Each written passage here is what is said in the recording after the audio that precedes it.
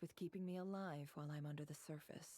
Okay. Once the ceremony begins, we will all be spying on privileged information. But in the interests of safety, you must remain absolutely silent at all times. Oh, that means no fighting. We will discuss our observations after the ceremony has concluded. Lastly, any individuals of a weaker constitution are advised not to partake in the ceremony. In any case, Paimon has her own job to do, which requires staying in the room but not joining the ceremony. Aw. Never conspicuously left out details of her confidential method. Yes, she did. Well, good luck, everyone! Sounds like all Paimon can do is cross her fingers and root for you guys. There's a little more Cheerleader to once it again. than that. I was being serious when I said you have a job to do. While the rest of us are inside Rarir's mind, it's imperative that we have a team member on the outside. In the event that something goes wrong, you will be our first responder. I don't anticipate any issues, but the extra level of safety will be greatly appreciated. I second that. This is a dangerous operation here. Definitely Yelan. And you're our whole Definitely my rescue favorite. team. That's pretty much the most important job in the crew. So, Paimon's like the lifeguard? Yes, you're the lifeguard, that makes Paimon. sense. All right, If got we it. start drowning, you Good. pull us out. Please, take a seat. We'll get started momentarily.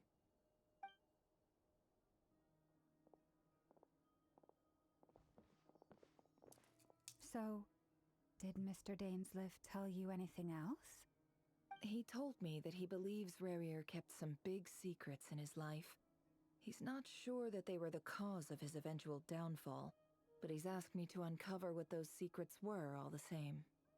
That's but a good surely idea. you're not planning to go through with this, no matter the cost. If you think that, you'd be overestimating me. I'm a businesswoman, not a mercenary.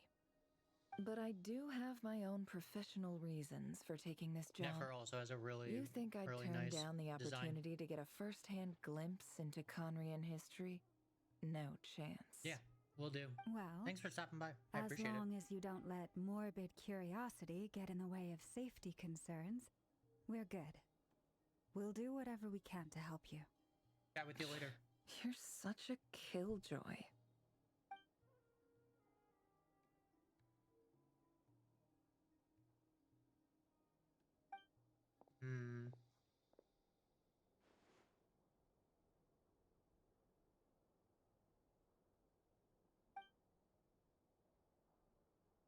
I see there's a chess table, a chess set on the table.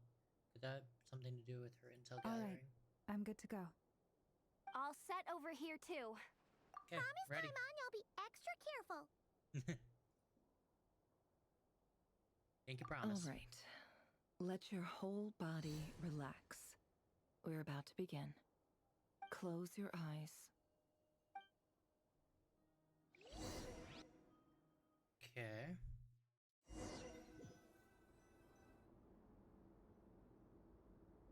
Phew. Could this be his office? Pretty standard setup. Bookshelves, paperwork, files. According to Dainsliff, Rarir used to be an intelligence operative. Chances are there's plenty of top-secret intel stashed away in this room. That's true. Is this where you keep your secrets, Rarir?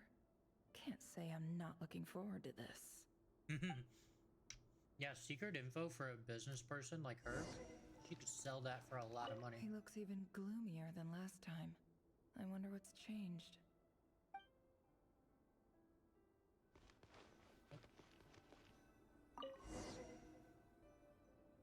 Alrighty. Today's files are in. Time to wade through them just like usual. Male, 51. Occupation, cook. Oh, Confirmed Crimson Moon descendant. Has maintained frequent contact with other descendants over the past year. Poses a threat to the dynasty. Neutralized.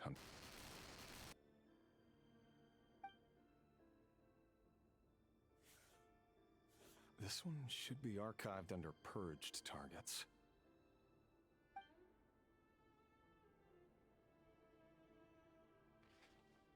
This is weird. Female, 23. Occupation, office clerk. Confirmed Crimson Moon descendant. Has maintained frequent contact with other Is descendants Arlie's over name the gonna past be in year. here? Poses a threat to the dynasty. Neutralized on...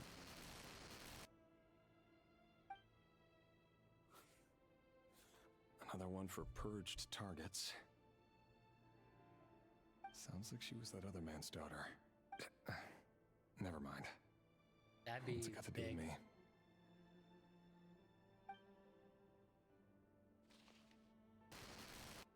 Male, 40. Occupation, teacher. Confirmed Crimson Moon descendant.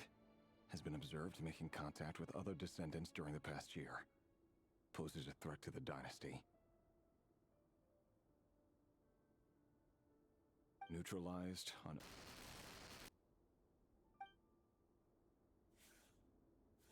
Just another nobody for the archive.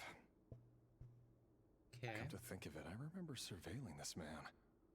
A case like his never would have been considered a priority in the past. Huh. He barely even interacted with other Crimson Moon descendants. So are they expanding their range of Female, their list? 16. Occupation, none. Orphan and confirmed Crimson Moon descendant. Has been observed making contact with other descendants during the past year. Poses a threat to the dynasty. Neutralized on... Filed. They are literally taking out I have no everyone. recollection of this girl. None whatsoever. She doesn't seem to be anyone important, but then again, how many of them really are?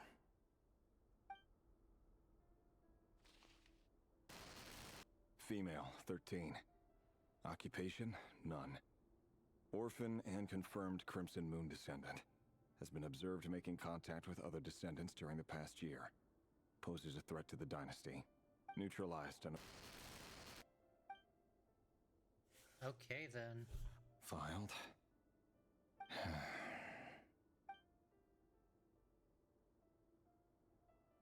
Grab another. Is this Male, pile just 11. endless? Occupation, none. Right? They do something else. Orphan and confirmed Crimson Moon descendant. Has not been observed making any contact with other descendants during the past year. Poses a threat to the dynasty. Why?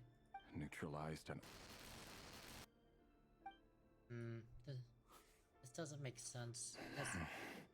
This might be why he went mad in one night. As he said, he went mad in Male. one. 6. Occupation, none. Orphan and confirmed Crimson Moon descendant. Poses a threat to the dynasty. This is so sad. It's funny, isn't it? Your job is becoming both harder and easier at the same time, depending on how you look at it. Sooner or later, the Crimson Moon descendants will be completely wiped out. But as their numbers dwindle, they become harder and harder to track down. That's not how it is.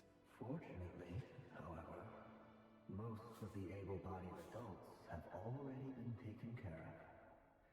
The remaining weaklings will be increasingly easy to deal with. No!